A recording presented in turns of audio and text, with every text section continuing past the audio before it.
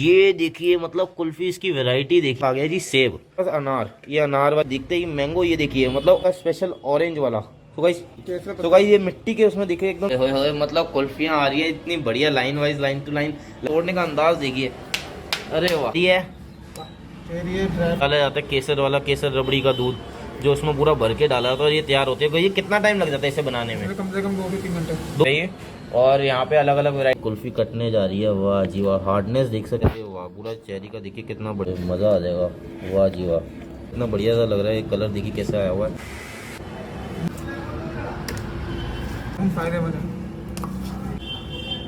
Fitting सी लग रही है और बहुत अल्टीमेट सी लग रही है। वो जामुन वाली कुल्फी जिन्होंने